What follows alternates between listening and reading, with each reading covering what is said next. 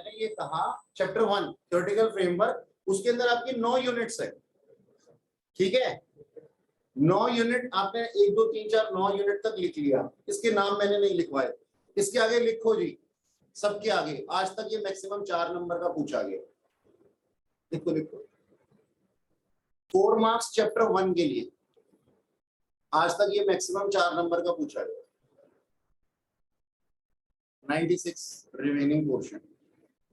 तो जो आप लोग, कुछ लोग क्या करते हैं, मैं चैप्टर 1 से शुरू करूंगा ऐसा सोच करके वो इसको पढ़ने लग जाते हैं। ऑफ कोर्स हम छोड़ेंगे नहीं, लेकिन ये हमारे लिए रेलेवेंट नहीं है। हमारा टोटल प्रैक्टिकल पेपर है और हमें उसी के ऊपर कंसंट्रेट करना है। देखो मैं एक बात बताऊं, मैं आपको लिखवाने जा रहा हूं चीजें, लेकिन उससे भी पहले मैं एक बात बोलना चाहूंगा। डे 1 से ना एग्जाम ओरिएंटेड बन के रहना, तो एग्जाम क्लियर हो जाए।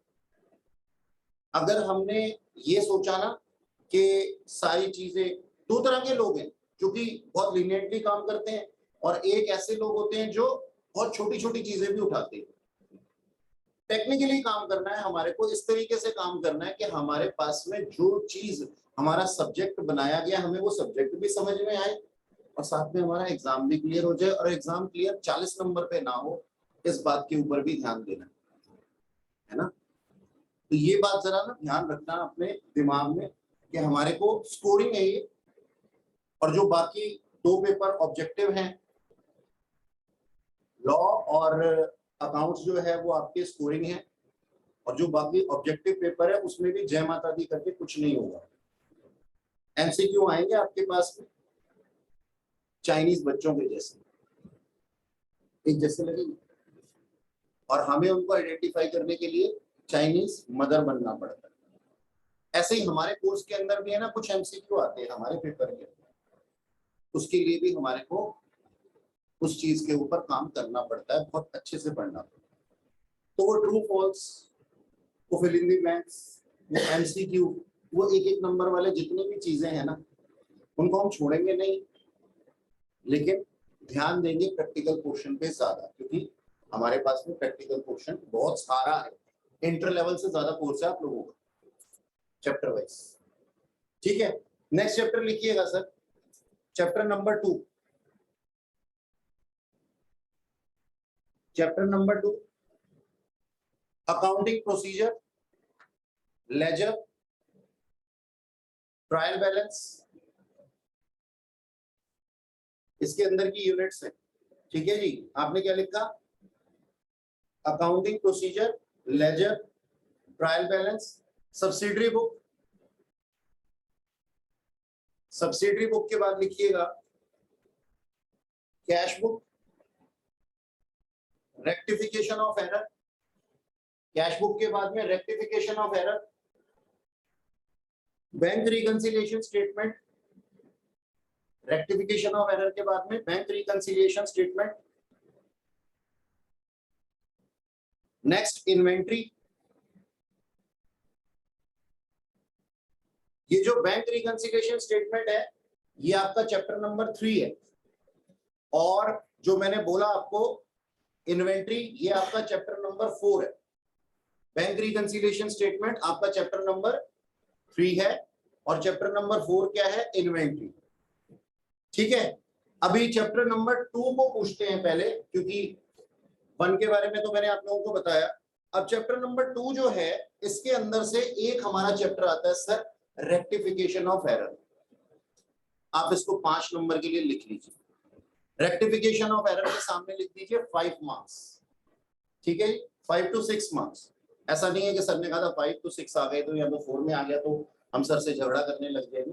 कहने का मतलब ऑन एन एवरेज इतना ही होता है। और एक मैंने आपको बोला सर, बैंक रिकंसिलिएशन स्टेटमेंट, ये भी आप लिख लीजिए 5 to 6 मार्क्स।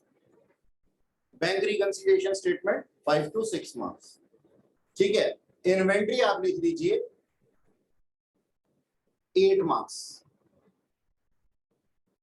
तो अब आपको समझ में आया कि चैप्टर 1 के बाद में चैप्टर 2, 3 और 4 में थोड़ी सी जान आ गई। ऐसा नहीं है कि हमेशा ये चैप्टर आएंगे ही आएंगे, लेकिन अगर आए तो कम से कम इतनी वेटेज के साथ में आएंगे। ये चैप्टर आप लोगों ने पढ़े हुए हैं, आप लोगों ने 11th क्लास के अंदर अपने पास में ये चैप्टर जो मैंने बोला अभी, rectification of error, class 11th के अंदर आपने पढ़ा, जर्नल एंट्री से रिलेटेड होता है। ठीक है सर, ये हमने पहले किया हुआ है। अच्छा, और मैंने आप लोगों को बोला अपने पास में बैंक रिकंसिलिएशन स्टेटमेंट, इसके अंदर हमने ओवरड्राफ्ट तक पढ़ा हुआ है। आप लोगों ने कुछ ऐसा सुना है आज तक adjusted cash book? Adjusted cash book, मैं कैश बुक की बात नहीं कर रहा, मैं बैंक रिकंसिलिएशन स्टेटमेंट की बात कर रहा हूं, और मैंने बोला एडजस्टेड कैश बुक। ऐसा कुछ सुना है आप लोगों ने आज तक? ये एडवांसमेंट है। तो आपके पास में बैंक रिकंसिलिएशन स्टेटमेंट जब चैप्टर आएगा ना, तो वहां पे लिख लो एडजस्टेड कैश बुक का क्वेश्चन आएगा, लिख लो। जी सर, बीआरएस में एडजस्टेड कैश बुक। अच्छा जी, इसके बाद में इन्वेंट्री आप लोगों के लिए बिल्कुल ही नया है, तो इसके बारे में मुझे कुछ कहना ही नहीं है। आगे चलते हैं, लिखिएगा next chapter depreciation. Next chapter लिखिएगा डेप्रीसिएशन। हाँ जी सर, 5 नंबर, इसका नंबर 5 है।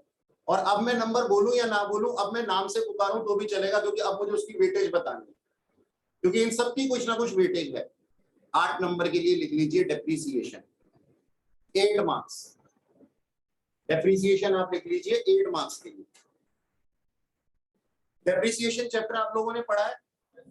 2 तरह के मेथड होते हैं हमारे पास में, स्ट्रेट लाइन और रिटन डाउन वैल्यू मेथड।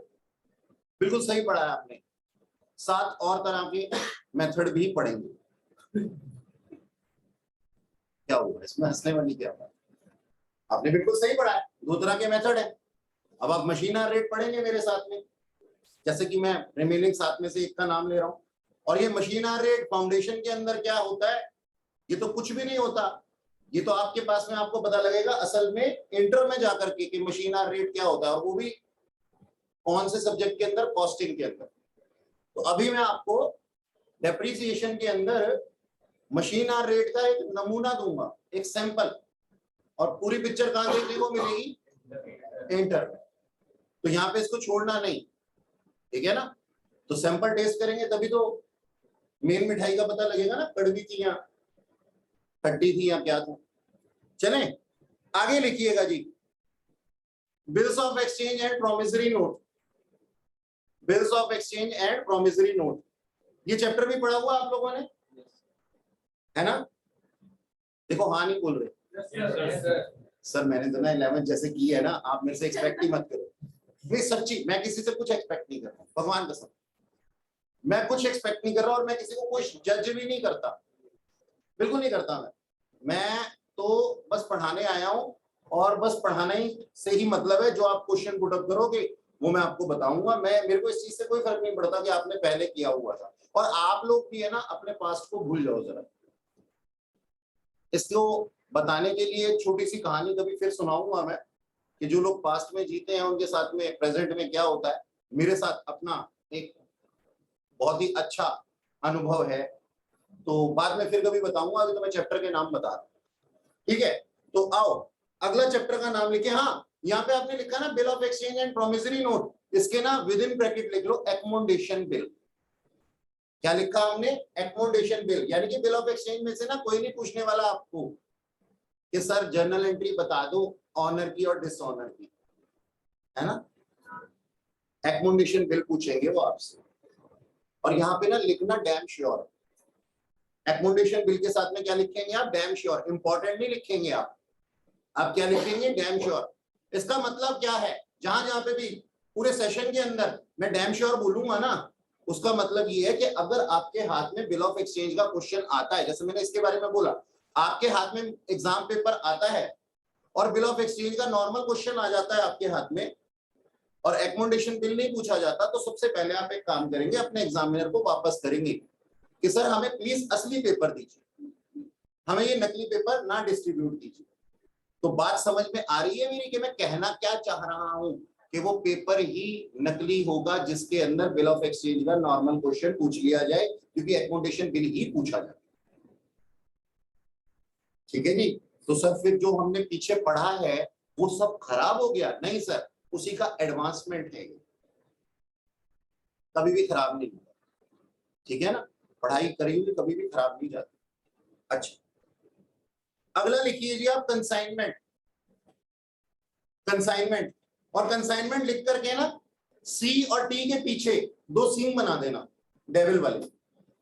सी और टी के पीछे कंसाइनमेंट लिखेंगे ना आप, सी और टी के पीछे 2 सींग बना लेना, डेविल वाले। इसके आगे भी चैप्टर की वेटेज लिखिएगा। अच्छा, वेटेज लिखवाना मैं भूल गया, कहां से मैं लिखवाना भूल गया?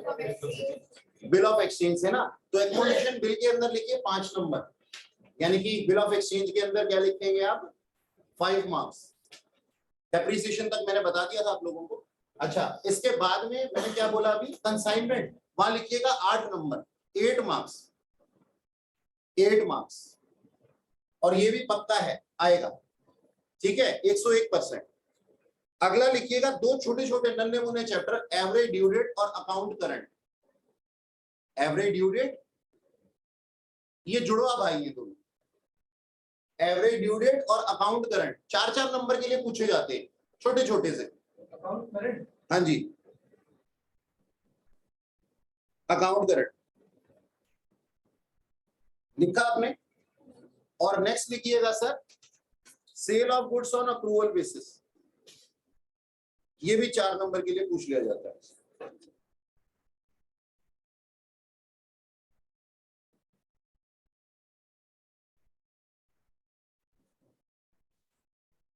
ठीक है सर,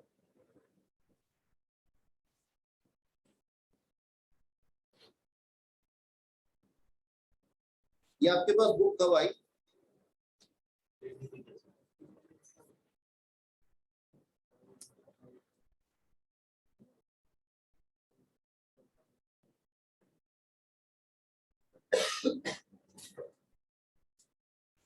आपने sale of goods on approval basis लिखा लास्ट में, 4 नंबर लिख लो।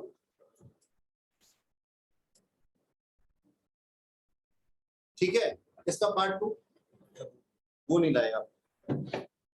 अच्छा, लिखना जी फाइनल अकाउंट और एनपीओ देना बेटा, वो पास करना पीछे से। फाइनल अकाउंट और एनपीओ, एनपीओ जानते हो ना, नॉन प्रॉफिट ऑर्गेनाइजेशन। सर ये चैप्टर फिर गले पड़ गया हमारे, इससे तो हम कितना भागते। फाइनल अकाउंट आता है तुम लोगों को? फाइनल अकाउंट आता है। इनकम एंड एक्सपेंडिचर अकाउंट कैसे बनता है ये मालूम है? डेबिट साइड पे सारे एक्सपेंसेस आते हैं, क्रेडिट साइड पे सारी इनकम्स आती हैं, ये बात मालूम है ना? पक्का वादा करता हूं मैं तुम्हारे को, फाइनल अकाउंट पढ़ लो, एनपीओ अपने आप आ 101%, सब कुछ वैसा ही। कैश अकाउंट बनाना आता है तुम लोगों को? कैश बुक बनानी आती है? कैश बुक में डेबिट साइड पे इनकमिंग और क्रेडिट साइड पे आउटगोइंग होती है, मालूम है ये बात? तो रिसीट एंड पेमेंट अकाउंट भी बनाना आता है। ठीक है ना सर, आपने कह दिया हमने मान लिया, ऐसे थोड़ी है, हमें तो पता है हमारे को नहीं आता, तो फिर दुनिया की कोई ताकत कुछ कर ही नहीं सकती। सच बता रहा हूं मैं तुम्हें। सबसे पहले ना बिलीफ सिस्टम, ठीक है, अपने को बिलीफ सिस्टम कि भाई हमारे को हाँ ये समझ में आ रहा है और हम इसको समझेंगे और पॉजिटिव माइंड से काम करें। अच्छा जी, तो एनपीओ और फाइनल अकाउंट लिखना जी 12-12 नंबर के लिए दोनों, 12 मार्क्स ईच। देखो कुछ लोग ना ऐसा भी हो सकता है कि काउंट कर रहे हैं और काउंट करते करते ये पेपर 100 नंबर से ऊपर चला जाए। मैंने ये नहीं कहा कि ये चैप्टर डैम श्योर आएगा, मैंने कहा ये चैप्टर लिखा जाएगा अगर ऐसे क्वेश्चन आपके पेपर में, तो इतनी वेटेज के लिए आएगा। ठीक है ना, बात समझ में आ रही है? सर ये मत सोच लेना सर ने तो पहले ही दिन क्वेश्चन पेपर लीक कर दिया, सारी रैंक 1 हो जाएंगे। अच्छा जी, अच्छा जब मैंने फाइनल अकाउंट बोला ना, इसके साथ में ना एक ऐड कर लो, फाइनल अकाउंट हमने लिखा, फाइनल अकाउंट के साथ ही ऐड कर लो final account of manufacturing company. आप लोगों ने आज तक ट्रेडर को पढ़ा है ना, ट्रेडर के फाइनल अकाउंट पढ़े हैं ना आप लोगों ने 11th-12th के अंदर, आपने ट्रेडर के पढ़े, अब आप पढ़ेंगे मैन्युफैक्चरर के। इसका कुछ कुछ टच जो है ना वो कॉस्टिंग से आ जाएगा आपके पास में, तो उसमें कोई घबराने वाली बात नहीं है, बहुत ही नॉमिनल सा टच आता है उसके अंदर मैन्युफैक्चरिंग अकाउंट के अंदर। अच्छा जी, इसके बाद आप लिख लीजिए जी पार्टनरशिप। पार्टनरशिप के अंदर आपका क्या आता है वो सुन लो। पार्टनरशिप अभी ताजा ताजा पढ़ा है आप लोगों ने, गरम गरम याद है। नंबर 1 हमारे पास में क्या आता था, बोलो, सुनाई नहीं दे रहा। फंडामेंटल। हाँ, मैं चाहता था कि कोई एडमिशन बोले और मैं उसको पकड़ूं, लेकिन बच्चे ने फंडामेंटल ही बोला है। तो सबसे पहले लिखो जी फंडामेंटल, फिर लिखो गुडविल। जल्दी जल्दी लिखो फटाफट से, ठीक है जी। पहले में लिखो फंडामेंटल, दूसरे में लिखो गुडविल, तीसरे में लिखो जी एडमिशन, चौथे में लिखो रिटायरमेंट, ठीक है जी। एडमिशन और लिखो जी रिटायरमेंट, और रिटायरमेंट के बाद लिखो जी change in profit sharing ratio, change in profit sharing ratio, और फिर लिखो जी डेथ। बस एक चीज तुमको एग्जाम्प्ट करती यहाँ पे, वरना पार्टनरशिप पूरा मुकम्मल हो जाता, पीस मील डिस्ट्रीब्यूशन, डिसोल्यूशन, ठीक है ना। तो वहां पे यहाँ पे नहीं है हमारे पास में वो। अच्छा, ये आपने पार्टनरशिप लिखा पूरे के लिए, ठीक है। इसके अंदर लिखो जी 12 मार्क्स, सबसे ज्यादा टाइम कंज्यूमिंग है ये सारे मिलाकर के 12 मार्क्स।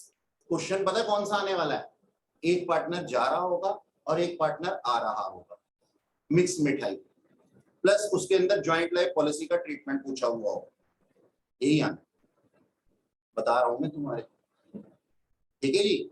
एडमिशन और रिटायरमेंट को मिला करके क्वेश्चन आएगा, जिसके अंदर ज्वाइंट लाइफ पॉलिसी भी डाली हुई होगी, और हम उसको क्या नाम है करेंगे, एडमिशन और रिटायरमेंट के साथ में।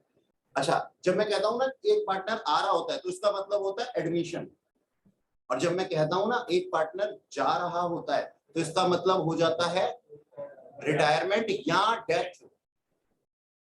समझ में आई बात, रिटायरमेंट या डेथ, या फिर दोनों। तो सर सीधा सीधा बोलो ना कि क्वेश्चन नहीं करना, नहीं बेटा ऐसा नहीं बोला मैंने, क्वेश्चन करना और क्वेश्चन सीखेंगे। ये टाइम कंज्यूमिंग है क्वेश्चन हमारा, लेकिन बहुत इंटरेस्टिंग है और आप लोगों को करने में मजा भी आएगा, क्योंकि अभी अभी आपने इनको पढ़ा भी। नेक्स्ट लिखिएगा अपने पास में,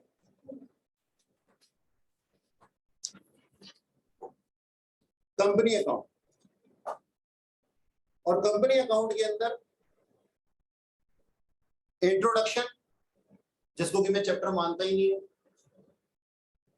और दूसरा issue and reissue of shares, issue reissue and forfeiture of shares, या फिर शेयर्स ही लिख करके छोड़ दो, और issue of debenture, redemption inter में है दोनों का।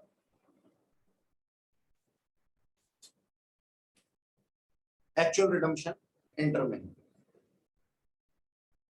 हाँ जी ठीक है। ये बात समझ में आई आप लोगों को, आप लोगों ने लिखा, आप लोगों का कोई डाउट कोर्स से रिलेटेड?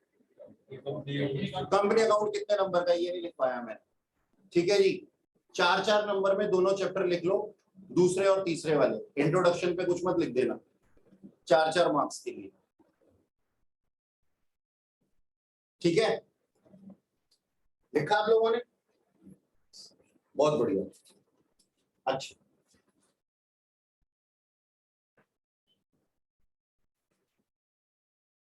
तो बिल ऑफ एक्सचेंज लिखिएगा अपने पास में। और बिल ऑफ एक्सचेंज लिखवाने से पहले ना, क्योंकि ये जर्नल एंट्रीज पे बेस्ड है, मैं क्या करता हूं, एक बार जर्नल एंट्री तुम्हारे को रिवाइज करा देता हूं। जर्नल एंट्री में डेबिट क्रेडिट के रूल्स लगते हैं, क्या होते हैं बताना जरा मुझे। हाँ ठीक है, सुन लिया मैंने। हाँ सर, ओके सर। और सर कुछ कोई इससे अलग बताएगा क्या? अरे डेबिट क्रेडिट के यही रूल्स होते हैं, debit word comes in, credit word goes out, यही होते हैं। एसेट और एक्सपेंसेस बढ़े तो डेबिट, एसेट और एक्सपेंसेस बढ़ेंगे तो डेबिट होंगे, इनकम और लायबिलिटी बढ़ेंगे तो क्रेडिट होंगे। ओके सर, इन्होंने कुछ अलग बोला, इन्होंने भी ऐसा ही बोला था, या शायद इन्होंने बोला था, ठीक है। एक ना वर्ड याद करते हैं अपने पास, वर्ड का नाम है क्लियर। क्या क्लियर स्पेलिंग आती है? हाँ, कुछ कुछ होंगे बैठे हुए बीच में। क्लियर वर्ड क्या है? क्लियर। अच्छा, जो लोग को मालूम है कि मैं क्या बोलने जा रहा हूँ वो शांत रहो, क्योंकि अकेला मेरे को ही थोड़ी ना पता है, औरों को भी पता है और टीचरों को भी पता है, तो उन्होंने भी बताया होगा। तो एक वर्ड है अपने पास में ना, क्लियर, CLEA और R। क्लियर में C stands for capital, L stands for liabilities, E stands for expenditures, A stands for assets, R stands for revenue और गेन्स और प्रॉफिट्स, एक्सपेंसेस और लॉसेस। ठीक है ना, ये 5 चीजों से ही बनी है हमारी अकाउंटिंग। ओके, तो सर अब यहां पे ये रूल्स क्या कहते हैं? ये रूल्स कहते हैं कि CL और R, कैपिटल, लाइबिलिटी और रेवेन्यू, जब बढ़ते हैं तो क्रेडिट होते हैं और घटते हैं तो डेबिट होते हैं। और एक्सपेंडिचर और एसेट जब बढ़ते हैं तो डेबिट होते हैं और घटते हैं तो क्रेडिट होते हैं। लिखो जी, rules of debit and credit के नाम से इसको लिखो, इसी तरीके से बना लो।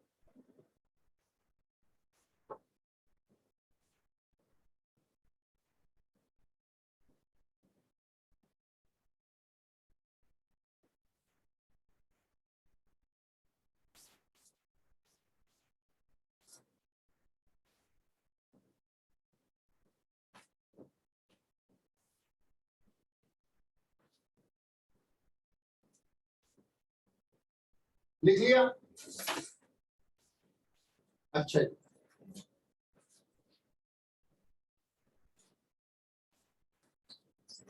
अब सर हमारा चैप्टर है bill of exchange.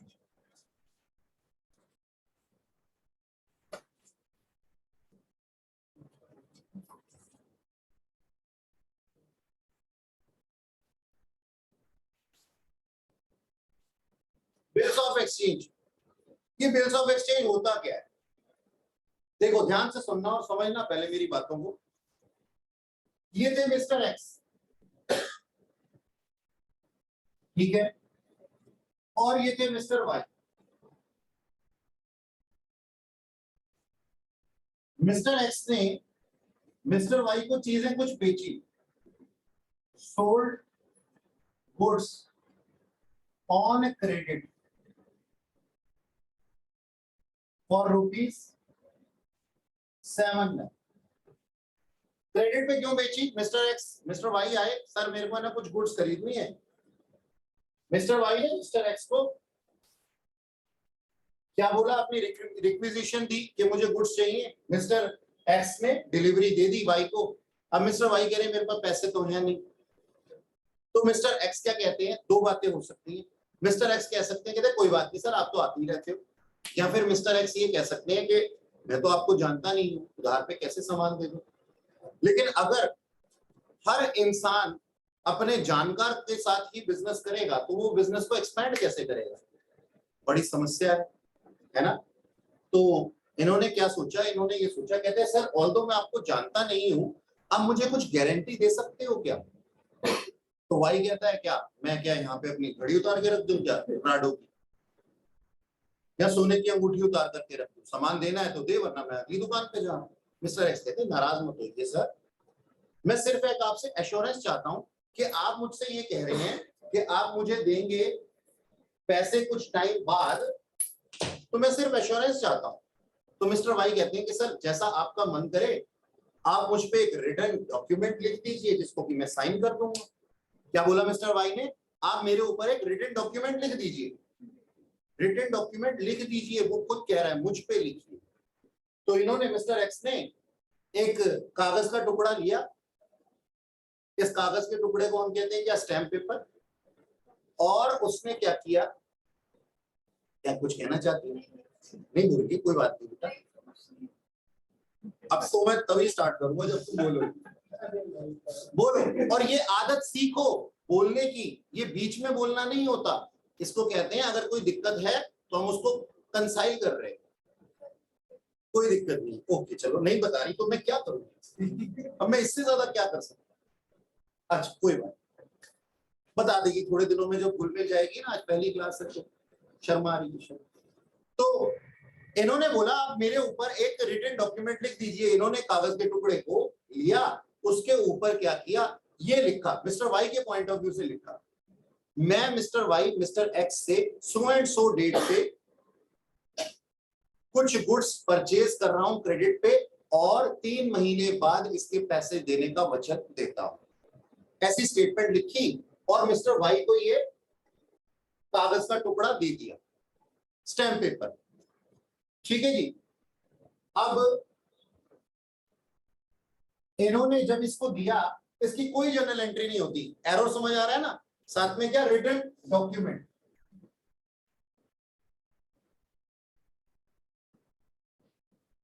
Written document दिया, इसकी कोई वैल्यू नहीं है सर। अभी वैल्यू कब से आएगी? जब ये एक्सेप्ट करते हैं। तो मुझे है ना इस एरो को इधर की तरफ मोड़ना है, क्योंकि बिल ऑफ एक्सचेंज बनाने की या रिटन डॉक्यूमेंट बनाने की कोई एंट्री नहीं होती, उसको एक्सेप्ट करने की एंट्री होती है, उसको एक्सेप्ट करने की एंट्री होती है। तो हम क्या कह रहे हैं सर? हम ये कह रहे हैं कि इन्होंने इसके ऊपर एक रिटन डॉक्यूमेंट लिखा और इन्होंने इसको एक्सेप्ट करके इसको वापस कर दिया। अब ड्यू डेट पे क्या होगा, मिस्टर एक्स जाएंगे मिस्टर वाई के पास, वो डॉक्यूमेंट दिखाएंगे और उनसे पैसे ले आएंगे। क्या होगा? क्यों बनवाया इन्होंने ये इलीगल डॉक्यूमेंट? इसलिए बनवाया कि सर अगर इन केस ड्यू डेट पे मिस्टर वाई पैसे देने से मना कर दें, पॉसिबिलिटी है ना, तो वो कोर्ट ऑफ लॉ में जा सके, कोर्ट में जा सके, चैलेंज कर सके मिस्टर वाई को। इसलिए ये रिटन डॉक्यूमेंट बनाया गया था। तो सबसे पहले ये रिटन डॉक्यूमेंट क्यों बनाया था? To improve business, to expand business on the basis of cash sales, credit sales. Cash sales होता तो कोई दिक्कत ही नहीं थी। अगर मिस्टर वाई आता, गांधी के नोट दे करके जाता, तो उससे बातचीत ही नहीं होती। अरे काहे का रिटन डॉक्यूमेंट यार, अब तो तू मेरा भाई है। कैश से ऊपर क्या है, चेक से ऊपर क्या है? बहुत बढ़िया। तो क्रेडिट सेल, ऐसे ही एक एक नंबर की सुइयां मार देते हैं हमारे को पेपर में, और तुच्चा सा ये क्वेश्चन बना करके हमसे एक्सपेक्ट करते हैं कि हम इसका गलत आंसर देंगे और ये हमें फेल कर देंगे। लेकिन हमें तो सब कुछ मालूम है, तो हम गलत थोड़ी ना लेंगे। अच्छा, तो हम क्या कह रहे हैं सर? हमने ये कहा एक रिटन डॉक्यूमेंट है जो कि बनाया गया है एक्स के द्वारा। किसके द्वारा? एक्स के द्वारा। किसके ऊपर? वाई के ऊपर। तो इनको दोनों को एक नाम क्यों ना दे दिया जाए? सर एक्स और वाई तो इनके नाम रखे हुए हैं माता पिता ने, आप क्या रखना चाहते हैं? मैं भी रखना चाहता हूं, तो ना मैं इसका नाम रख देता हूं ड्रॉअर। बिल ऑफ एक्सचेंज, ये कौन है? सेलर ऑफ गुड्स है, और इसको मैं बोल देता हूं बिल ऑफ एक्सचेंज के लिए। अब इस रिटन डॉक्यूमेंट का नाम भी अभी थोड़ी देर में बदल देंगे। तो मिस्टर एक्स का जो ओहदा है वो क्या है? ये ड्रॉअर है, ड्रॉअर ऑफ बिल। और ये क्या है जी? ड्रॉई। ड्रॉई कौन होता है सर? जो एक्सेप्ट करता है। और एक तीसरी पार्टी होती है जिसे ड्यू डेट पे पेमेंट मिल रही होती है, वो कौन होता है? पेई। पेई।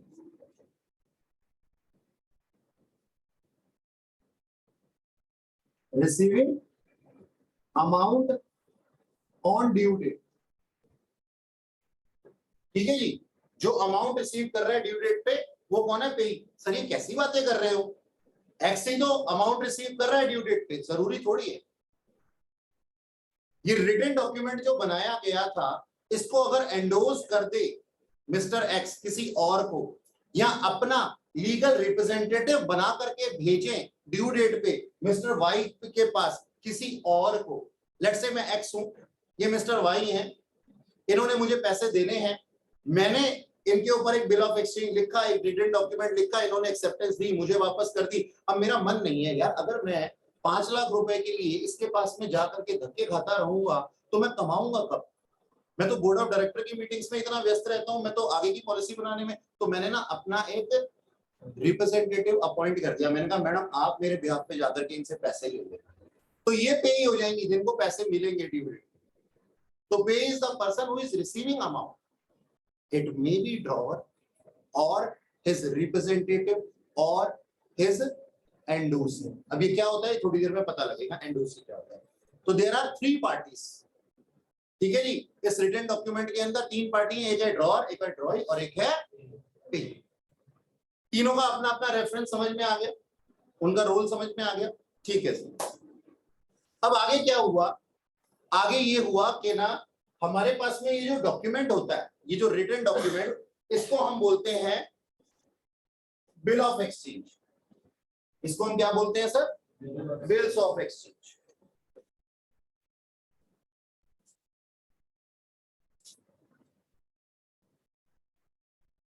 बिल्स ऑफ एक्सचेंज बोलते हैं। और ये बिल्स ऑफ एक्सचेंज के भी है ना दो नाम होते हैं, बिल्स रिसीवेबल और bills payable. From the point of view of mister x, it is bills receivable.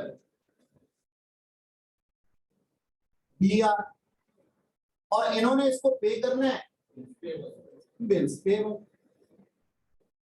क्योंकि उसके लिए लाइबिलिटी है तो बिल ही, लेकिन लाइबिलिटी है, तो वो बिल्स पेबल और ये बिल्स रिसीवेबल, क्योंकि इसको पैसा मिलेगा, इसको मिलेगा या इसके रिप्रेजेंटेटिव को मिलेगा, वो बात अलग। ठीक है सर, तो इन्होंने अलग अलग नाम दे रखे। अब ना क्या होता है, कभी कभी हम किसी को ड्यू डेट पे फोन करते हैं ना, ड्यू डेट पे फोन करने का मतलब कि आज से 3 महीने बाद, ये डेट क्या थी? ये डेट थी मान लो 1 जनवरी। देखो बोला जनवरी और निकला अप्रैल, ये ना अप्रैल का महीना या डे, कोई हमसे पूछे ना 1 अप्रैल, अप्रैल फूल वाला डे, अप्रैल फूल, ये सारे चार्टर्ड अकाउंटेंट्स के खून में होता है, या फिर 31 मार्च, तो बोलेंगे जनवरी और लिख देंगे अप्रैल, ऐसा बहुत बार होता है।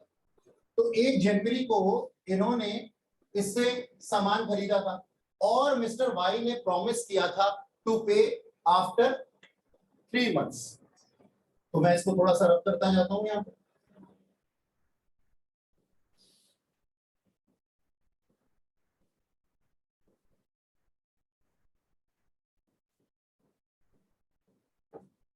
प्रॉमिस टू पे आफ्टर 3 मंथ्स। अब जरा मेरे को एक बात बताना, 3 महीने बाद क्या डेट मिलेगी इसको पे करने के लिए? नहीं, नॉर्मल बच्चों की तरह बताओ, 3 महीने बाद कौन सी डेट आती है? 1 अप्रैल आएगी। अच्छा, अपने को है ना 3 ग्रेस डेज इसके अंदर जोड़ने, 3 ग्रेस डेज कंपल्सरी जोड़ने हैं। तो क्या ड्यू डेट हो जाएगी इसकी? 4 अप्रैल। सर ये आपने बोल दिया, हमने मान लिया कि 3 ग्रेस डेज क्यों जोड़ने? तुम तो ड्यू डेट सही वाली बता रहे थे मेरे को। हाँ, तो आगे पीछे हो जाए इसलिए ग्रेस डेज लेकर के रखते हैं। अच्छा चलो, और कोई? तो 3 ही क्यों, 1 दे दो, संडे तो 1 ही पड़ेगा ना। क्या पता अगर वो भूल जाएगा तो उसको 3 दिन में दे देगा, और जिस जो भूला हुआ वो 3 दिन बाद अपने आप याद आ जाएगा। सत्यनारायण जी जाकर के उसको क्या देंगे? सपना देंगे। ऐसे ही होता है ना सत्यनारायण की कथा में, सुनिए तुम लोगों ने, कि वो बार बार उसके सपने में आते हैं, बोलते हैं कि देख ऐसा कर वरना मैं ऐसा कर दूंगा, तो वो 3 दिन में उसको सपना दे देंगे। ऐसा नहीं। और कोई तुक्का मारो यार, तुक्के मारो, कोई दिक्कत नहीं है यार, बोलने में कोई दिक्कत नहीं। एक बात बताऊं, सबसे बढ़िया काम होता है गलत बोलना, सबसे बढ़िया काम होता है गलत बोलना, और सबसे बढ़िया काम होता है अकाउंट्स के अंदर और मैथ्स के अंदर क्वेश्चन को गलत करना। एक बार गलत कर दिया ना भाई साहब, दोबारा वो चीज गलत नहीं करोगे, और यहाँ कर लो जितनी गलतियां इस कमरे के अंदर करनी, एग्जामिनेशन हॉल में ना वो चीज अपने आप ऐसे हाथ रुक जाएगा, अरे नहीं कहा जा रहा है तू, ये तूने पहले भी किया था, सच में इस तरीके से तूने पहले किया था, सर ने काट दिया था। तो मैं कहता हूं जितने तुक्के मारने हैं वो यहाँ मारो। 3 ग्रेस डेज क्यों होते हैं? 3 ही क्यों होते हैं सर? मैं बता देता हूं। कोई हॉलीडे हो गई तो? हाँ, वो हॉलीडे तो इन्होंने भी बोला था। चलो, अरेंज करने के लिए टाइम मिलता है सर, पैसे टाइम अरेंज करने के लिए मिलता तो 3 ही दिन क्यों देने हैं? 2 दे दो, 1 दे दो, 4 दे दो, 5 दे दो। और अब तक ये क्या कर रहा था? 3 तो दिगाड़े होते हैं। मैं बताता हूँ सर, ऐसा होता है as per the guidelines of RBI, banks जो है ना 3 दिन से ज्यादा बंद नहीं रह सकते। जी जनाब, लगातार चाहे कोरोना हो चाहे कुछ और, 3 दिन से ज्यादा बैंकिंग सिस्टम बंद नहीं हो सकता। और बैंक बंद होने का मतलब ये नहीं है कि वहां पे अंदर वो लोग बैठे हैं या नहीं बैठे, यानी कि आपकी सिस्टम को रोका नहीं जा सकता 3 दिन से ज्यादा। यानी कि अगर आप ऑनलाइन ट्रांजेक्शन्स करते हैं ना, तो ऑनलाइन ट्रांजैक्शन 3 दिन के लिए मैक्सिमम बंद हो सकती है, चौथे दिन उनको बहाल होना पड़ेगा। ये रूल है सर, ये रूल है, ये लॉ है, आरबीआई की गाइडलाइंस है। नहीं हो सकता कोई भी बैंक 3 दिन से ज्यादा बंद, इसलिए ये ग्रेस डेज 3 है। ज्ञान वृद्धि हुई, ऐसी और बहुत सी बातें पता लगेंगी आने वाले टाइम के, ठीक है जी। अच्छा है, तो ये ग्रेस डेज हमने इसको दे दिए, और ग्रेस डेज के बाद में देखा, आप लोगों को ये तो पता था, आप लोगों को ये तो पता था कि 3 ग्रेस डेज हैं। 3 क्यों है ये नहीं पता था, क्यों के पीछे भागोगे ना, क्या अपने आप याद रहेगा। बात समझ में आई? क्यों के पीछे भागो हमेशा। मोस्ट ऑफ द टाइम मैं क्यों के जवाब देता हूं, क्योंकि मुझे जब मेरे क्वेश्चन पूछे गए थे ना, तो मेरे टीचर्स मुझे पता क्या कहते थे, go to the court, let the court decide the issue. Law में थोड़ी सी दिक्कत होती थी मेरे को, ऐसा क्यों है, go to the court, let the court decide the issue. अच्छा, उनको आता है, वो बताना नहीं चाहते, it is a wastage of time. मैं उनके लिए अपने किताबों को खंगालता था, अपने बेरेक्स पढ़ता था, और मुझे मेरे जवाब मिल जाते थे। फिर मैं सच्ची बात बताऊं, टीचर बनने के उद्देश्य से पढ़ाई शुरू नहीं की थी। फिर ऐसे ही पढ़ना कैसे शुरू किया कि अपने साथ वालों को ना इंप्रेशन जमाने के लिए, अच्छा लगता है ना कोई नई चीज मेरे को पता हो, 4 बंदों को बताऊंगा, अच्छा सा लगता है थोड़ा सा। तो ऐसी ऐसी चीजें किताबों में से पढ़ करके, कहीं से नॉलेज लेके, उस टाइम पे तो गूगल भी नहीं होता था, तो नॉलेज लेकर के 4 दोस्तों को बतानी शुरू की, और 4 दोस्तों को बताने की शुरू की। एक ना, एक धाग जमने वाली, यही वर्ड होता है, एक सुपीरियरिटी अपने अंदर आने लगी, और लोग भी सुपीरियर समझने लगे। यहां से पढ़ाई शुरू हुई थी, किसी इस उद्देश्य से नहीं हुई थी कि हमने पढ़ना है चार्टर्ड अकाउंटेंट बनने के लिए या पढ़ाने के लिए। और फिर उसमें ना चीजों में इतना मजा आने लग गया ना, कि वो आज तक भी छूटी नहीं। समझ में आई? तो ना, पढ़ना शुरू करो, इसी तरीके से करो जैसे मैंने किया था।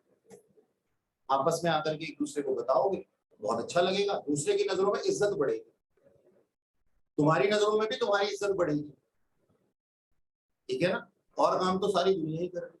अच्छा खैर, वापस आते हैं अपने चैप्टर के ऊपर। तो सर हमारे पास में 3 ग्रेस डेज होती है। 3 ग्रेस डेज के बाद में इसका जो टाइम पीरियड है वो ऑफ हो जाता है, और इसको पेमेंट करनी ही होती है, यानी कि 4 अप्रैल को ये पे करेगा ही करेगा, वरना इसको डिसऑनर मान दिया जाए, वरना इसकी वैलिडिटी खत्म हो जाए। ये बात समझ में आ गई? ओके है, ठीक है।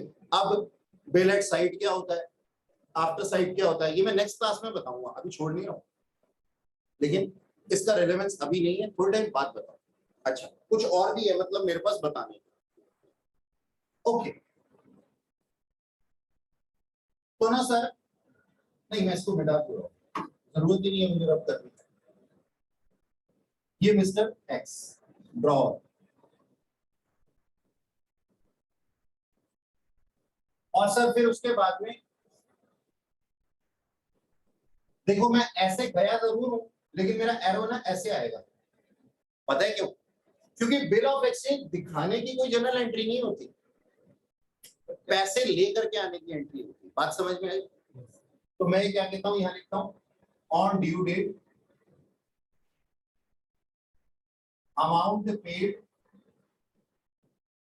Bye mister to mister. ऊपर हेडिंग का नाम लिखेंगे सर, लिखिए when bill of exchange retained by drawer, when bill of exchange retained by drawer.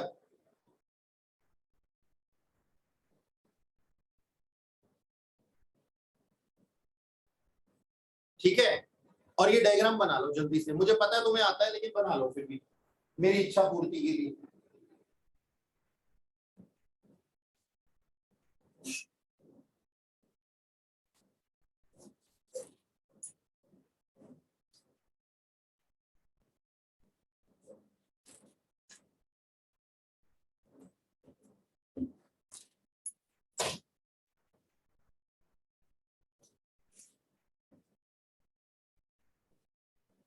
हो गया जी।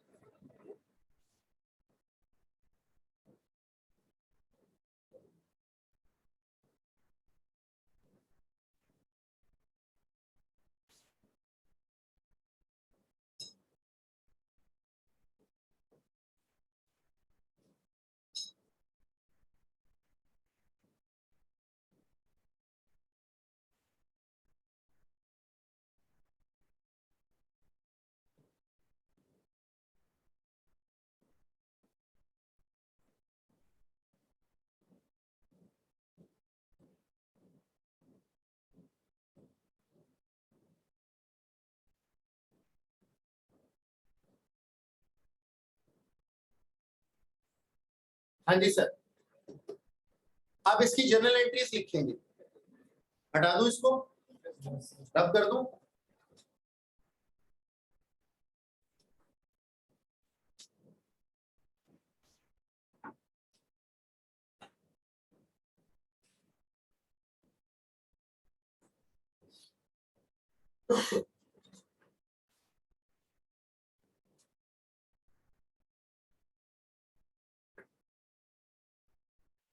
हम लिखेंगे सर बुक्स ऑफ एक्स और ये बुक्स ऑफ वाई।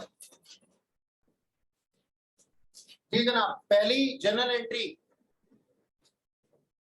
बताएं, आती है किसी को? एक्स ने गुड सेल की थी और वाई ने परचेज की थी। Why to sales? Y to sales, वो एक्स की बुक्स में, और वहां पे परचेज टू एक्स। ठीक है। हाँ ठीक है, देखा बेटा। अच्छा सुनो ना, मैंने कब बोला जर्नल एंट्री लिखनी है? मुझे थोड़ा सा डाउट है यार, थोड़े से डाउट तुम भी क्लियर कर दो। एक बात बताओ, अगर इसने इससे प्लांट एंड मशीनरी परचेज की होती तो जर्नल एंट्री होती plant and machinery account debit to, अगर वाई ने की होती तो एंट्री क्या बनती? Plant and machinery account debit to X account, है ना? ये वाली चीज गुड्स में आएगी, इसलिए ये प्लांट एंड मशीनरी के नाम से नहीं आ रही, ये गुड्स है क्योंकि ये फर्दर भी बेचना चाहता है। Getting my point? यानी कि ये कह रही है, कहती है सर आपको इतना तो पता होना चाहिए कि ये गुड्स परचेज कर रहा है, प्लांट एंड मशीनरी परचेज नहीं कर रहा। तो मेरे को एक बात नहीं समझ में आती कि जब हम गुड्स परचेज करते हैं तो हम लिखते हैं परचेज अकाउंट डेबिट, और जब हम प्लांट एंड मशीनरी परचेज करते हैं तो हम कहते हैं plant and machinery account debit. ये क्या लोचा है यार?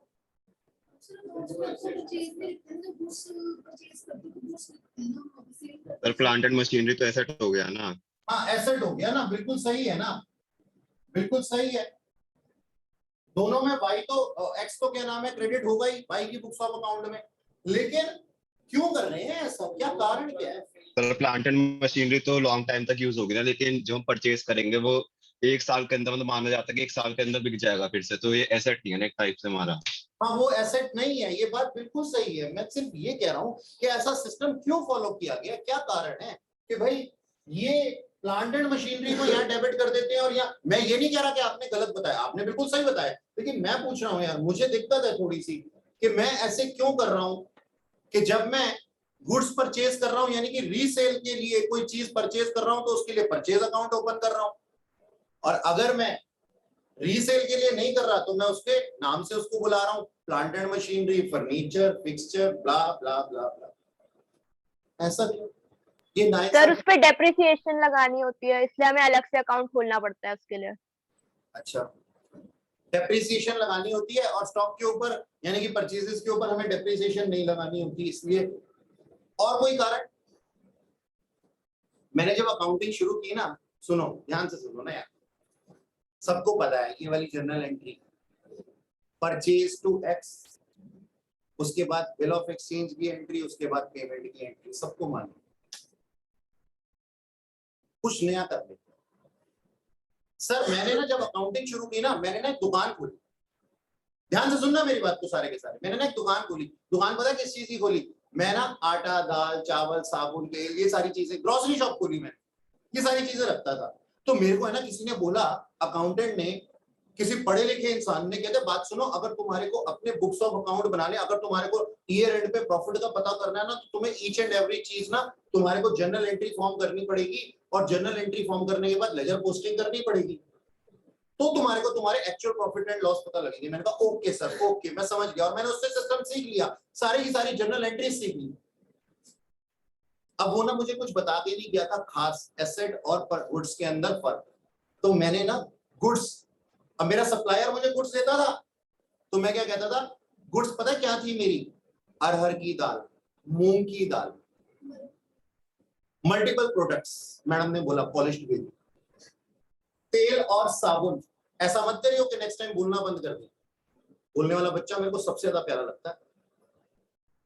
तो ये मत सोचना कि मैं किसी तरीके से कोई मजाक उड़ा रहा हूँ या कोई कमेंट कर रहा हूँ, नहीं, तो मैं नहीं रोकूंगा, ठीक है ना। तो सर मैंने ना मल्टीपल प्रोडक्ट्स के अंदर है ना अपने बुक्स ऑफ अकाउंट बनाने शुरू कर दिए, ये मूंग की दाल, ये मसूर की दाल, ये उड़द की दाल, ये राजमा, ये चावल, ये 50 रुपए वाला चावल, ये 25 रुपए वाला चावल, ब्ला ब्ला ब्ला, पता नहीं कितने रुपए वाला, कितने सारे बुक्स ऑफ अकाउंट बना दिए। उन दिनों में ना कंप्यूटर पे लिखा, इतने सारे बुक्स ऑफ अकाउंट बन गए, हर एंट्री के ऊपर 2 बुक्स चाहिए ना, एक एंट्री के ऊपर 2 बुक्स चाहिए ना, इतने सारे। और बीच बीच में ना कुछ ऐसी चीजें भी थी, जैसे मैं टेबल खरीद रहा था, फर्नीचर खरीद रहा था, बहुत सारी चीजें ऐसी भी थी, लेकिन ये उनसे थोड़ी थी। तो मेरे पास वो अकाउंटेंट आया, मैंने कहा यार मैं तो पागल हो गया यहाँ पे रद्दी जमा कर करके बुक्स ऑफ अकाउंट के नाम पे। कहता अरे पागल तूने ये क्या कर दिया। मैंने कहा क्या किया, मैंने जो आपने सिखाया मैंने वही तो किया। कहता सुनो, अपने चीजों को 2 पार्ट्स में डिवाइड कर लो। मैंने कहा क्या। कहता वो चीजें जो आप बेचते नहीं हो, जिसकी आप रीसेल नहीं करते हो, उनको हमारे यहाँ कहा जाता है एसेट। तो मैंने कहा क्यों नहीं बता के गया था पिछली बार। कहता ओके गलती हो गई, अब बता रहा हूं। यानी कि ये टेबल, ये काउंटर तू बेचने के लिए नहीं रखता दिवाकर, तू बेचने के लिए नहीं रखता, इसको तू क्या बोल, इसको तू फर्नीचर एंड फिक्सचर बोल। ये प्लांट एंड मशीनरी जिससे कि तू पैकिंग करता है दालों की, इसको तू प्लांट एंड मशीनरी में ले। ऐसे चीजें ले जिनका तू रीसेल नहीं करता, और जिनके तू रीसेल करता है ना उनको एक नाम दे दे। मैंने कहा क्या माल। कहता है हाँ माल। क्या रह गए गुड्स, गंदे लोग गंदी सोच, गला दबा दूंगा मैं तेरा। तो माल ही बोलते हैं भैया गुड्स को। तो सर हम क्या कह रहे हैं, हम ये कह रहे हैं कि ना हमारे पास में ना गुड्स, और गुड्स की हम रीसेल करते हैं। तो अब ना मैंने एक बात बोली, मैंने कहा अगर मैं उन चीजों को बेचूंगा या खरीदूंगा जिनको मैं रीसेल नहीं करने वाला हूं, तो उनके लिए मैं ना 2 अकाउंट ओपन कर दूंगा, या तो सेल्स अकाउंट या परचेज अकाउंट। और अदर गुड्स को जिनको कि मैं, अदर चीजों को जिनको कि मैं यूटिलाइजेशन के लिए, बिजनेस में यूटिलाइजेशन के लिए खरीद रहा हूं, उनको मैं एसेट्स के नाम दूंगा। तो उनको मैं उनके नाम से पुकारा करूंगा। यानी कि plant and machinery account, furniture account. अब यहाँ पे फर्नीचर में भी बहुत सी चीजें हो सकती हैं, टेबल, चेयर, घूमने वाली चेयर, उछल जाने वाली चेयर, पता नहीं कैसी कैसी चेयर्स है ना। तो उनके लिए मैं फर्नीचर एंड फिक्सचर यूज करता हूं। तो प्लांट एंड मशीनरी को क्यों बनाया गया, एक नाम से क्यों बुलाया जाता है, क्यों, क्योंकि वो बहुत सारी नहीं होती, वो कम होती है, इसलिए उसको नाम से बुलाया जा सकता है। सोचो तुम 2-4 भाई बहन हो ना घर में, तो तुम्हारे नाम रखे हुए हैं। मेरे सामने तुम बहुत सारे आ जाते हो, मैं अगर तुम्हें संबोधित करना चाहता हूं, मैं क्या कहता हूं, बच्चों, है ना, या फिर सबके नाम लेने शुरू कर देता हूं। तो यहाँ पे मैं ना बढ़िया तरीके से अपने अकाउंटिंग स्टैंडर्ड को चलाने के लिए मैंने 2 पार्ट्स में डिवाइड कर लिया। ये बात समझ में आ गई सर? हमें तो पहले भी पता थी, आप ही को डाउट था। हाँ तो कोई बात नहीं ना, मेरा डाउट क्लियर हो गया। थोड़ा थोड़ा तुम पढ़ा देना, थोड़ा थोड़ा मैं पढ़ा दूंगा, ठीक है ना, ऐसे ही चलता रहेगा काम। मैं तो पिछले 18 साल से पढ़ रहा हूँ, बहुत सारा मेरे पास, तो तुम लोग भी थोड़ा थोड़ा मेरे को दे जाओगे ना, मेरे पास और बढ़ जाएगा। अब तुम्हारी इच्छा है कि वो जो तुम्हारे से पहले वाले मुझे पढ़ा करके गए हैं, वो तुम मेरे से लेना चाहते हो या नहीं लेना चाहते हो। पहले साल में ना मैं टीचर नहीं था, सच बता रहा हूँ, क्योंकि मेरे पास मेरा ज्ञान था, बाद में और ज्ञान अर्जित हुआ। तो ये पिछले 18 सालों का जो ज्ञान अर्जित हुआ है ना, ये तुम भी ले जाना, और अपने वाला भी मुझे दे करके जाना। तुम्हारे वाला क्या होता है पता है, तुम्हारे डाउट्स होते हैं जिनको कि मैं घर पे उठाता हूँ आज भी। और हर टीचर प्रोग्रेस चाहिए ना, तो सेटिस्फाई मत होना कभी भी अपनी लाइफ में। क्योंकि रोज नई चैलेंजेस आती हैं। अच्छा है, तो सर हमने ये बात को समझ लिया और यहाँ पे हमने क्या परचेज किया था, गुड्स परचेज की थी। ठीक है जी, तो हमने एंट्री क्या बना दी, हमने एंट्री बना दी सर अपने पास में एक्स के लिए, एक्स के पॉइंट ऑफ व्यू से, Y debit to sales account. इसने सेल किया था, उसने परचेज किया था, तो purchase account debit to X. Sir देखो, परचेजेस हमारे एक्सपेंसेस है, एक्सपेंसेस बढ़ते हैं तो क्या होते हैं, डेबिट होते हैं। सेल्स हमारी इनकम है, इनकम बढ़ती है तो क्या हो जाती है सर, क्रेडिट हो जाती है। ठीक है ना। और एक्स का वाई से क्या रिश्ता था, एक्स वाई का, वाई जो था वो एक्स का क्या लगता था, डेटर लगता था। डेटर एसेट होते हैं, एसेट बढ़ते हैं तो डेबिट हो जाते हैं। ठीक है ना। और एक्स के बारे में वाई क्या समझता था, क्रेडिटर। क्रेडिटर लाइबिलिटी होती है, लाइबिलिटी बढ़ती है तो, मैंने डेबिट क्रेडिट के सही रूल फॉलो किए हैं ना सर, बिल्कुल सही किए हैं ना, नाराज तो नहीं हो। चलो नरेशन के लिए लिखना है इसके बीच में, मतलब मेरे से मत उम्मीद करना कि मैं नरेशन लिखूंगा और तुमने अगर नहीं लिखी तो टेस्ट में नंबर काट लूंगा। हाँ तो नरेशन बोलूंगा मैं, हाँ बोलूंगा। Being goods purchase on credit from mister x, यहां पे लिखना है भाई, बीइंग गुड्स परचेज फ्रॉम, अच्छा तुमने राइट साइड पे लिख दिया, सेल्स की वाले में लिख दिया, तो परचेज की जगह चलो पहले यही लिख लो यार, being goods purchase from mister X on credit, और यहां पे क्या लिख देंगे, being goods sold on credit to mister Y, simple. ठीक है ना। ये ऑनलाइन वाले सो तो नहीं रहे, बीच में चैन चूक करते रहा करो। दिल्ली के बाहर से हो सारे के सारे, दिल्ली वाला कोई नहीं इनमें, आयुष, लक्ष्य, निशिका। सर मैं हूँ दिल्ली से। तो मैं क्यों नहीं सर आई? मैं भी। तो क्यों नहीं आए तुम दोनों यहाँ पे, बहुत सर दूर आज तो से? डेमो क्लास है। हाँ तो देखा, सोच, डेमो क्लास है तो क्या हो गया यार, डेमो क्लास मैम का मैसेज सुबह आया था सर। नहीं, डेमो क्लास है तो डेमो में मैंने पढ़ाना ही था, इसको लगा मुजरा तो कहीं से भी देख सकते हैं, है नहीं। ये बैठा है अपने गजरा बांध करके ऐसे, वो पुरानी पिक्चर में मतलब शक्ति कपूर। सर मैम का मैसेज 8:30 आया, मतलब लिंक जो आया था 8:30 मैसेज आया मॉर्निंग तेरे में, पास? मतलब लिंक आया था मैम का तुम 8:30 पास मॉर्निंग। पास पास रहते हो, ये सो के देर से उठा है, तू अपनी बात उसके ऊपर डाल रहा है। चलो खैर कोई बात नहीं। अच्छा सुनो, क्या मैं कह रहा था, हाँ पहली एंट्री लिखी हम लोगों ने, नेक्स्ट एंट्री लिखेंगे जी। नेक्स्ट एंट्री, ये क्या बुलाता था, बिल ऑफ एक्सचेंज को किस नाम से बुलाता था, एक्स बिल्स रिसीवेबल, और वाई किस नाम से बुलाता था, बिल्स पेएबल। मतलब तो सेम ही है। अच्छा बिल्स रिसीवेबल क्या होता है, एसेट होता है, एसेट बढ़ जाएगा, इसको रिसीव हुआ ना तो एसेट बढ़ जाएगा। और बिल्स पेएबल क्या होती है, लाइबिलिटी, इसकी लाइबिलिटी अराइज हो जाएगी, लाइबिलिटी अराइज होती है तो क्या हो जाती है, क्रेडिट। एसेट अराइज होता है तो क्या हो जाता है, डेबिट। तो क्या मैं बी आर अकाउंट डेबिट और इसकी बुक्स ऑफ अकाउंट में टू बिल्स पेएबल अकाउंट लिख सकता हूं, ठीक है ना। उसकी लाइबिलिटी बढ़ गई और इसका एसेट बढ़ गया। अच्छा किसके नाम से, टू वाई और एक्स डेबिट। देखो मैं समझाता हूं, ऊपर वाली एंट्री में वाई क्या था, डेटर था। अब एक बात बताओ ध्यान से सुनो, डेटर डेटर कब रहता, डेटर डेटर तब तक रहता जब तक कि वो कोई गारंटी नहीं दे देता या फिर वो कैश नहीं दे देता, तब तक वो डेटर होता है। इसने अगर कैश पे कर दिया होता तो भी ये डेटर नहीं रहता, इसने अगर कोई गारंटी दे दी है, रिटर्न एविडेंस दे दिया है, तो भी ये डेटर नहीं रहेगा। तो ये क्या कन्वर्ट हो गया, अब मेरा डेटर कन्वर्ट हो गया किसमें, बीआर में। एक एसेट जा रहा है, दूसरा एसेट आ रहा है। आ कौन सा रहा है, बीआर, जा कौन सा रहा है, वाई। वाई का अकाउंट क्लोज हो गया ना, ये देखो एक बार डेबिट हुआ एक बार क्रेडिट हुआ, और सेम अमाउंट के लिए, और सेम अमाउंट के लिए, अमाउंट कितना था, 5 लाख 7 लाख था। अच्छा 7 लाख के लिए, और अब कौन सा नया अकाउंट खुल गया है, बीआर अकाउंट खुल गया इसके बुक्स ऑफ अकाउंट में। ऐसे ही यहां पे 7 लाख और 7 लाख, इसके यहां पे भी एक्स क्रेडिट था और एक बार डेबिट हो गया, यानी कि एक्स का अकाउंट क्लोज हो गया, फिनिश, ठीक है ना। और अब कौन सा अकाउंट ओपन हो गया नया उसकी जगह पे, बिल्स पेबल अकाउंट, यानी कि इसका क्रेडिटर कन्वर्ट हो गया बिल्स पेबल में। एक लाइबिलिटी घट गई, जो लाइबिलिटी घट गई वो डेबिट हो गई, और जो लाइबिलिटी बढ़ गई वो क्रेडिट हो गई। यही तो सीखा था अभी थोड़ी देर पहले। यहां पे लिखो जी नरेशन के अंदर, being bill of exchange received from Mr. Y, being bill of exchange received from Mr. Y,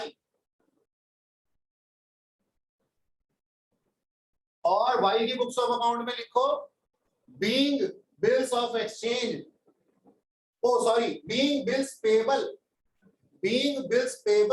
to Mr. X, comma accepted, being bills payable to Mr. X, comma accepted, okay जी। अच्छा, अब third entry,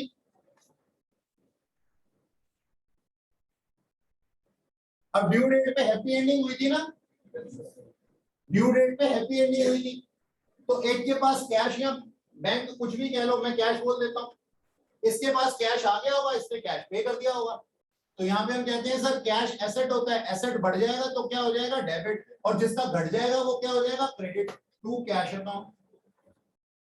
दोनों के लिए asset था cash. अब जी यहाँ पे गलती कर देते हैं बच्चे, कई लोग है ना पी के चला रहे होते हैं, पी के चलाने का मतलब समझते हो,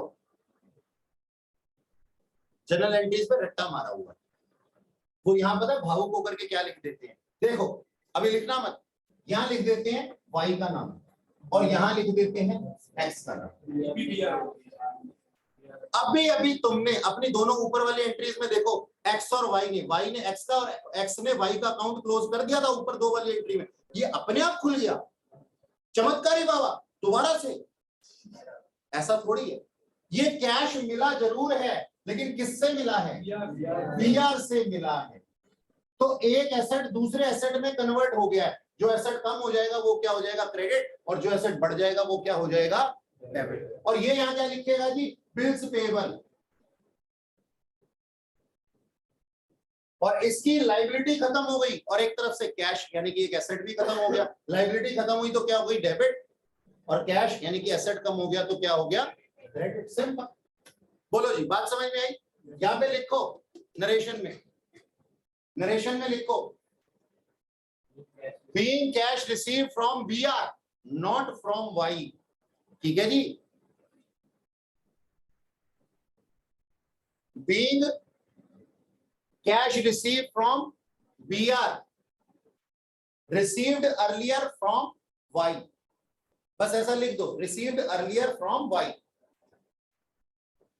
तो कैश रिसीव हुआ है बीआर से जो कि वाई ने दिया था, हमने ये लिखा है, वाई से कैश नहीं रिसीव हुआ, समझ में आई बात।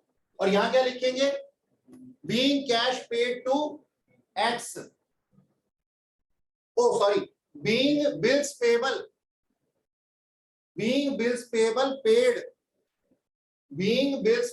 Paid accepted for X, accepted for X, okay. अच्छा जी,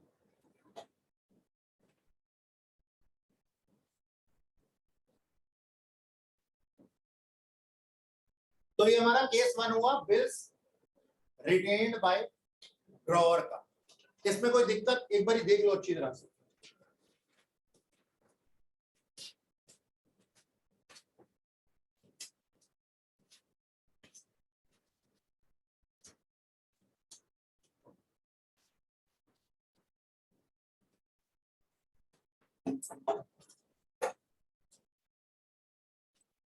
केस 2 लिखिएगा, bill sent for collection, bill sent for collection.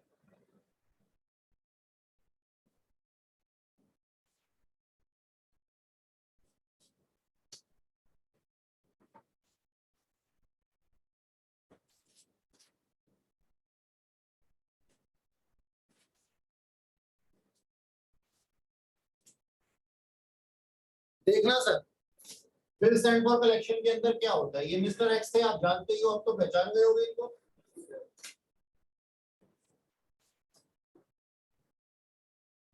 और ये मिस्टर वाई थे, ठीक है जी। अब मिस्टर एक्स ने इनको गुड सेल की थी,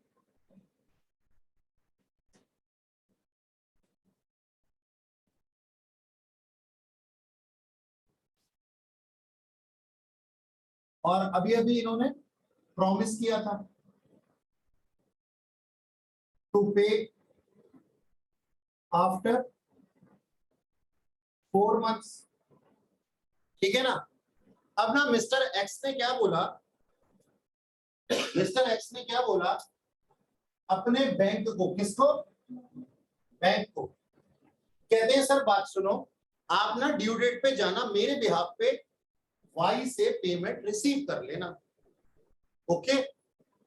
तो उसके लिए बैंक को ये बिल ऑफ एक्सचेंज चाहिए होगा, तो इन्होंने क्या ट्रांसफर कर दिया जी, बीआर ट्रांसफर कर दिया, ठीक है।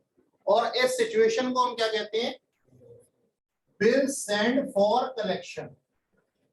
बिल सेंड फॉर कलेक्शन का मतलब क्या है कि बिल ऑफ एक्सचेंज को, यानी कि बिल्स रिसीवेबल को बैंक को ट्रांसफर कर दिया गया है कि आप मेरा फेस बनके, मेरे लीगल रिप्रेजेंटेटिव बनके मेरे लिए पेमेंट रिसीव करने जाइए मिस्टर वाई से, क्योंकि मेरे पास में टाइम नहीं।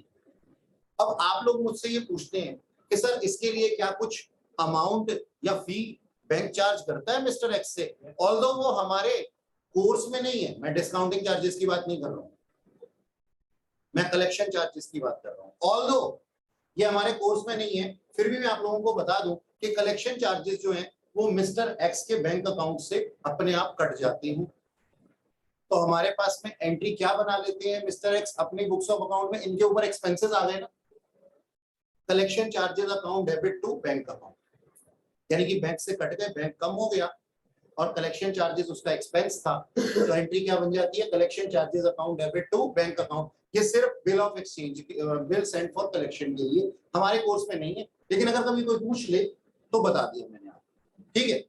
अच्छा जी, तो इन्होंने बिल ट्रांसफर कर दिया कितने का, 7 लाख रुपए का, और ड्यू डेट पे मिस्टर वाई ने बैंक को पैसे दे दिए। ड्यू डेट पे मिस्टर वाई ने अमाउंट पेड टू बैंक,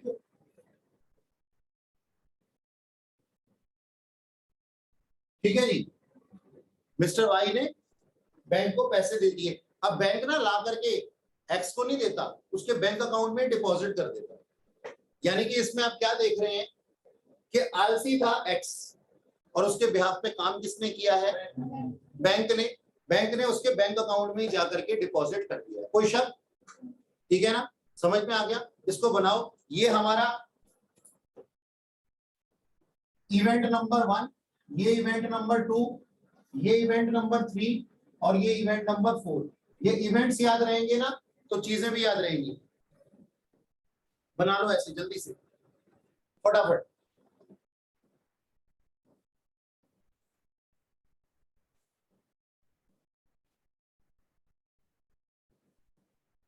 जल्दी जल्दी हाथ चलाओ।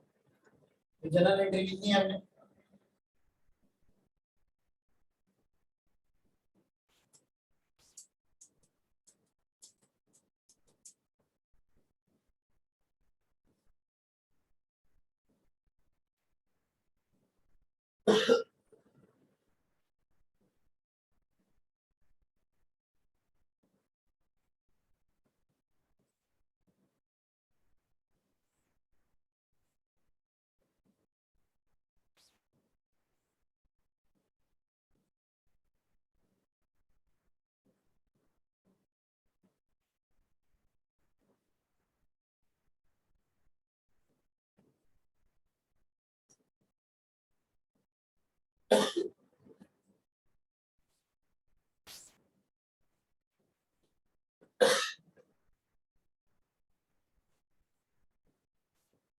हो गया। अब लिखो जी जनरल एंट्रीज, 2 पार्ट्स में डिवाइड करो, 2 पार्ट्स में डिवाइड करो अपने पेपर को। बुक्स ऑफ एक्स और बुक्स ऑफ वाई, ठीक है ना, बुक्स ऑफ एक्स और बुक्स ऑफ वाई। सबसे पहली एंट्री क्या होगी, सेम होगी वही वाली, एक्स की बुक्स ऑफ अकाउंट में क्या एंट्री लिखी जाएगी, वाई डेबिट टू सेल्स, लिखा आपने, Y debit to sales, narration वही, और वाई की बुक्स ऑफ अकाउंट में purchase account debit to X, और नरेशन भी सेम, ठीक। अगली एंट्री क्या होगी सर, बिल्स ऑफ एक्सचेंज की, तो वो भी सेम होगी, एक्स की बुक्स ऑफ अकाउंट में क्या होगी, B R account debit bills receivable account debit to Y, और वाई की बुक्स ऑफ अकाउंट में क्या होगी, X debit to bills payable account, X debit to bills payable account. Narration अगर लिख नहीं रहे हो तो साथ के साथ जगह छोड़ दो ताकि तुम्हें याद रहे कि नरेशन लिखनी होती है। ये जब हम बैड हैबिट्स ले लेते हैं ना नरेशन की जगह ना छोड़ने के लिए, तो हम एग्जाम में भी वैसे ही लिखते हैं। अच्छा, अब थर्ड एंट्री है हमारे पास में बिल को सेंड करने की। तो यहाँ पे बातचीत किसके बीच में हो रही है, बैंक और एक्स के बीच में हो रही है, और हम बैंक के बुक्स ऑफ अकाउंट तो बना नहीं रहे, तो ये वाई तो चुप करके बैठेगा, इसके मुंह पे टेप लगा दो, ये तो कुछ बोलेगा ही नहीं, है ना। और एक्स क्या बोलेगा, bill send for collection account debit to B are,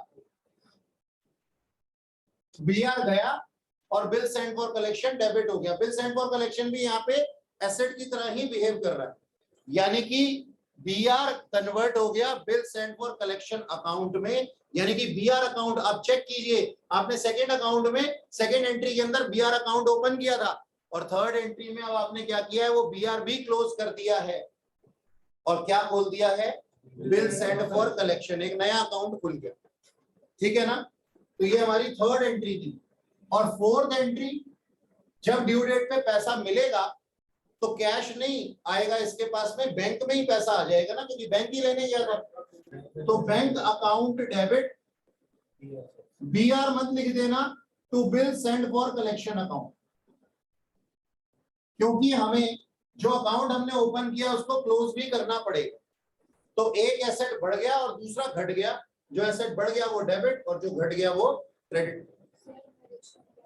इसकी नरेशन या ऊपर वाले की नरेशन लिखिएगा, being B R transfer to bank for collection, being B R transfer to bank for collection, ठीक है जी।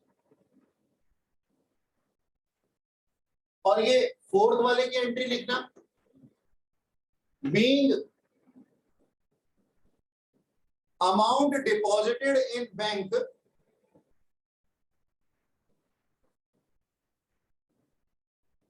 या फिर आप ये भी लिख सकते हो, being cash received in bank from bill send for collection. ये भाई साहब आप इतनी कंजूसी क्यों कर रहे हो, इसी के ऊपर प्रॉपर सारा ही लिखना है। वो ऐसे बना रहा है जैसे फर्रे बना रहा हो, छोटा छोटा लिख रहा है, कहता वो उतनी ही जगह में मेरे को पूरा का पूरा लिखना। क्या नाम है आपका पूरा, पार्थ भाटिया। यार भाटिया तो पंजाबी होते हैं,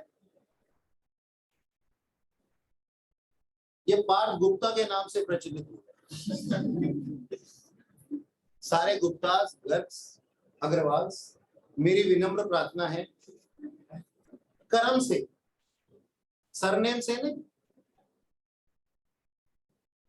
उनके लिए एक प्रार्थना है कि भाई साहब कॉपियों में गंदा गंदा मत लिखना, कॉपी अच्छी बनाना, सो दैट फाइनल प्रिपरेशन में आपको ये कॉपी ही काम आएगी।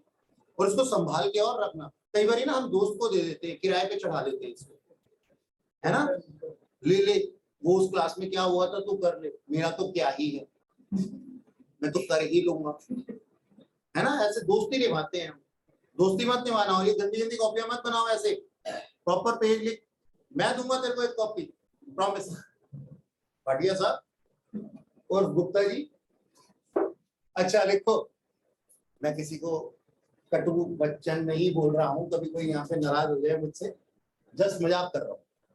कल तो बाहर के एम गुप्ता जी बैठे हुए। अच्छा सुनो, क्या मैं बोल रहा था, हाँ इसकी एंट्रीज तो हो गई पूरी।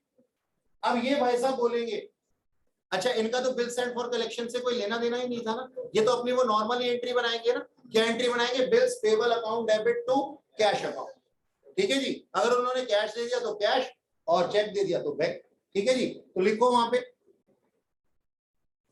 Bills payable account debit to cash account. लिखा, अमाउंट 7 लाख की था सब में, ओके। और इसकी नरेशन आप लोगों को मालूम ही। अच्छा जी, तो ये हो गया हमारा सेकंड केस, जिसके अंदर की हमने bill send for collection account को देखा। हाँ नीचे एक लाइन और लिख लो, if there is collection charges, page पलटो, if there is collection charges, then entry in the books of account X shall be, then entry in the books of account of X shall be collection charges account debit to bank account, collection charges account debit to bank account. ठीक है ना, books of account क्या है? मैंने बोला sir, if there is collection charges in the question, then amount in the books of account of X shall be, या फिर entry in the books of account of X shall be collection charges account debit to bank account। Simple, okay, समझ में आई बात? ठीक है जी, फिर आज की क्लास को यहीं पे रोके, नेक्स्ट क्लास में आगे कंटिन्यू करेंगे थर्ड और फोर्थ केस के साथ।